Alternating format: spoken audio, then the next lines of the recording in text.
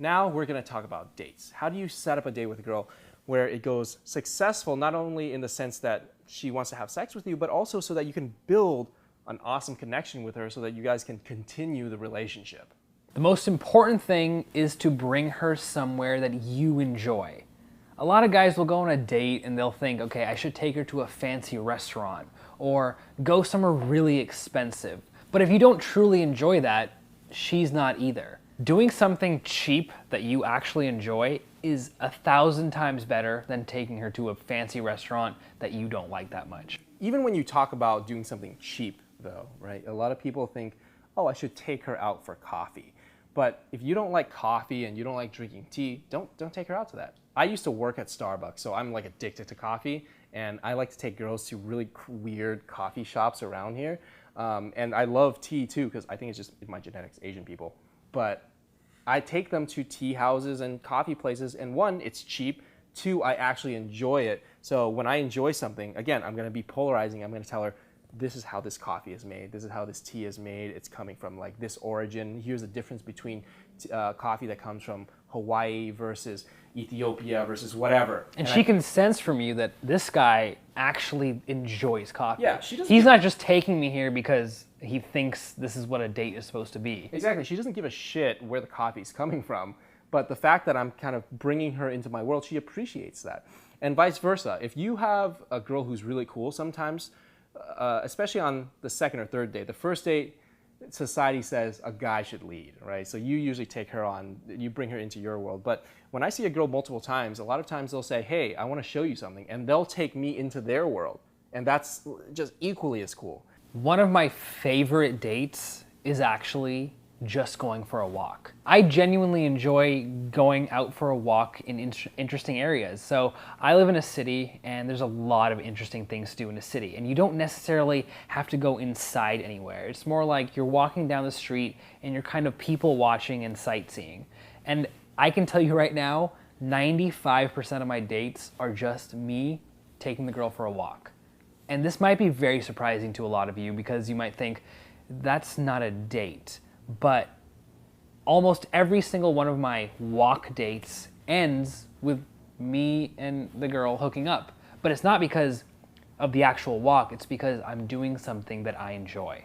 Also, it's a good time to be spontaneous too when you go on a walk. It's such a great way for you to explore somewhere that you already know, but you don't know the specifics of. So for example, I lived in San Francisco for a while.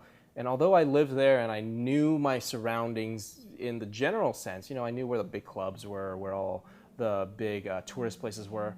There were little like alleyways with restaurants and coffee shops that I didn't know. It wasn't on Yelp or anything. It wasn't online. You can only see it if you walk. Even if they don't have that, if you just see something interesting. Like one time I saw one of those, what are those called? The little like spotlights coming from somewhere. Like the Batman? Yeah, like the Batman thing, but it doesn't have a Batman symbol. How do we not know that fucking word? Is this a spotlight? Spotlight. I think it's called. Is this spotlight? Wow, we're so dumb. It's not called a spotlight. I don't know. Anyway, one of those Batman lights without the Batman thing, right? So we see like two of those going, and we're like, that looks like it's only like a few blocks down. So we just start walking to it, and then we explored it. It was an art show. It was like a kids' art show or something. And it was really cool because although I didn't really like the art, it was 6-year-old kids. It's just the fact that you found something. Yeah, it was fun. So be spontaneous in your dates, especially with girls that you really want to have a connection with. If it's a girl that's just like, hey, I'm horny, do you want to fuck, dude? Then sure, take her home. No need for that stuff. That's when you go for the dumpster. Yeah, the dumpster date. That's when you go, well, there's a dumpster right behind here. It's going to give us a lot of good protection. And the parking lot won't see us.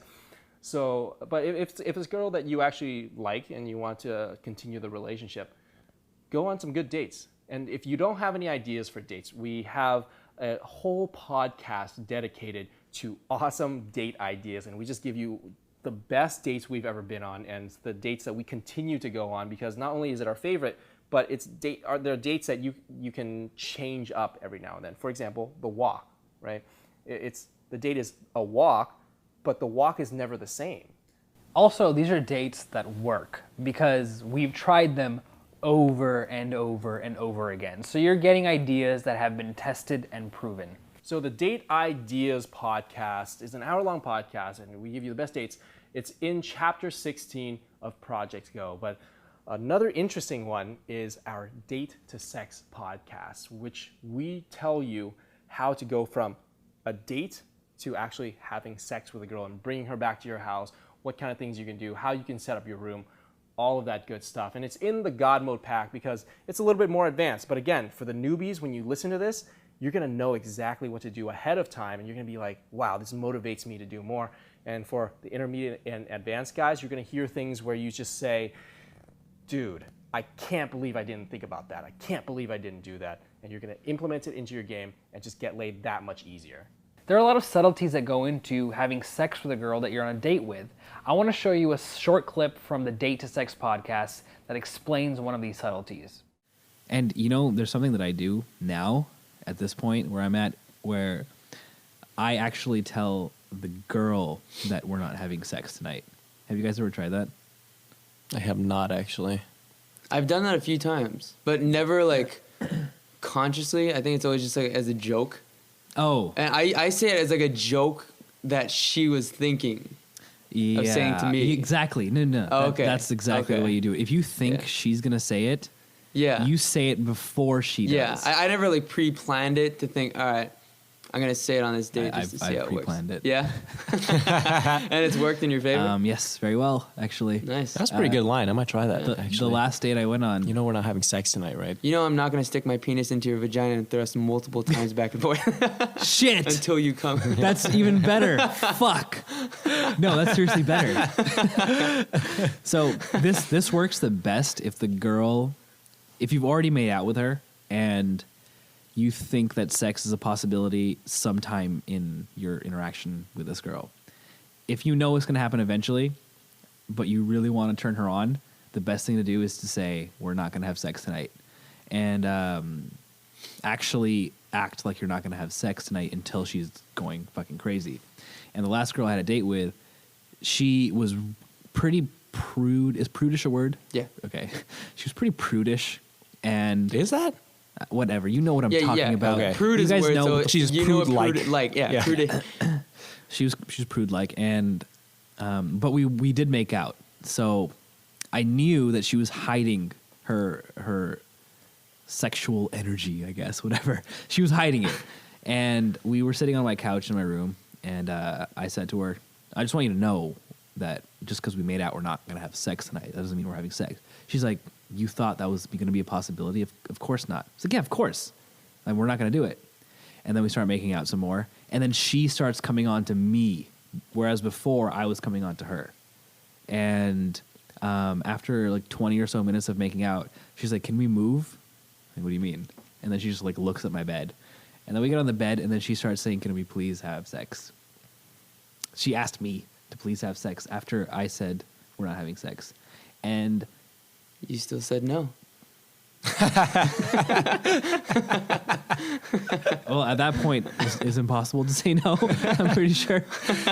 That's, I just realized that's what I do with girls in making out. If I meet a girl at a bar, club, or even on the street. We're not making out. Yeah, I always tell them, I always try to go for the makeout. Oh, yeah. And then. No, but see, this is different. And then. Because you try to go for the makeout, but you're saying we're not making out, right? Yeah, but you're also still leading her on to having sex, but you're saying we're not having sex. Like when you're making out in the bed, she knows. Like, okay, he's making the advance to have sex. You're like grabbing her boobs, you're turning her on, hitting hot spots. Yeah, we're not having sex. Okay. We're not having sex. You're right. Yeah. So I'll bite her neck and I'll say, I'm not making out with you, right? I think you're disgusting. You're really gross. I'm not making out. And then I go closer and closer and closer.